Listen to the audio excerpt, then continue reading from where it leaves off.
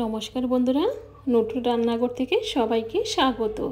আজকে আমি বানাবো পুদিনা রাইস। আর এখানে নিয়েছি কিছু পুদিনা, আর দিয়ে দিলাম সামান্য একটু আদার টুকরো, আর দিয়ে দিলাম সামান্য একটু রসুন।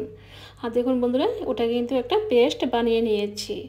এখন ওটাকে আমি একটা বাটিতে নিয়ে নিয়েছি। এখন ওটাকে সাইডে রেখে দেবো। এখন চুলায় বসিয়ে দিয়েছি একটা প্যান, আর দিয়ে দিলাম সামান্য একটু সাদা তেল। তেলটাকে একটু ভালো করে নাড়াচাড়া করে মিশিয়ে নেব।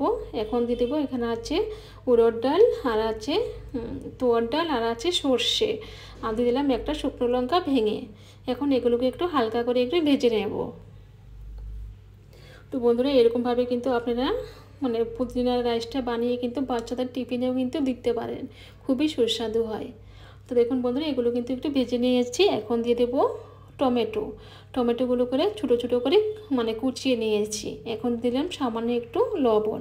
আর টমেটো দিলে কিন্তু সবসময় একটু লবণ দিয়ে দিবেন, তাহলে কিন্তু টমেটোটা সুন্দরভাবে তাড়াতাড়ি কিন্তু সফট হয়ে যায়।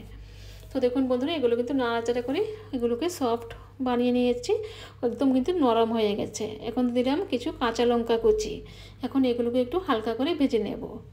এখন দিয়ে দেবো কারি পাতা। তো এখানে কিছু কারি পাতা নিয়েছি, ভালো করে ধুয়ে কিন্তু এগুলোকে পরিষ্কার করে নিয়েছি। এখন দিয়ে দিলাম, দিয়ে এগুলোকে ভালো করে একটু নাড়াচাড়া করে ভেজে নেব। তো দেখুন বন্ধুরা, এগুলো কিন্তু একটু হালকা করে কিন্তু আমি ভেজে নিয়েছি। যেগুলো কিন্তু সুন্দরভাবে কিন্তু ভাজা হয়ে গেছে।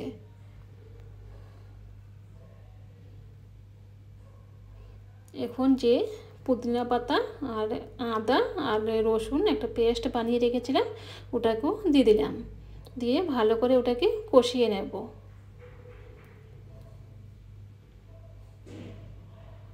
তো দেখুন বন্ধুরা, ওটা কিন্তু ভালো করে একটু কষিয়ে নিয়েছি। এখন দিয়ে দিলাম সামান্য একটু হলুদ গুঁড়ো, আর দিয়ে দিলাম একটু স্বাদ মতো লবণ, দিয়ে ওটাকে আরও একবার ভালো করে মিশিয়ে নেব।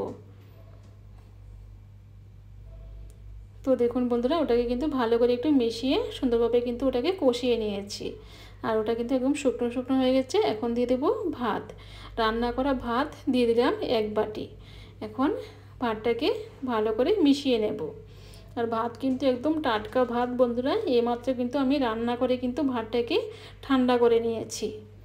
দেখুন বন্ধুরা, এখন দিয়ে দেবো, ভালো করে কিন্তু মিশিয়ে নিয়েছি। এখন দিয়ে দেবো ম্যাগি মশলা। এই ম্যাগি মশলাটা দিয়ে কিন্তু আরও একবার ভালো করে মিশিয়ে নেব।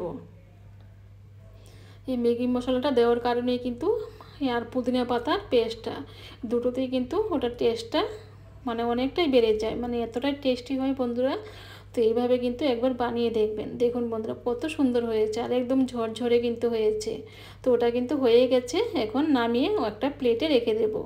তো বন্ধুরা দেখুন, এইভাবে কিন্তু বানিয়ে আপনারা কিন্তু বাচ্চাদের টিফিনে কিন্তু দিতে পারেন। আর আমি কিন্তু ওই টিফিনটা কিন্তু আমি আমার মেয়ের কিন্তু টিফিনে আমি দেব। আর সঙ্গে কিন্তু থাকবে একটা রায়তা। এই রায়তাটা আজকে দেখাতে পারিনি, ওটা কিন্তু আমি আরেকদিন দেখিয়ে দেব।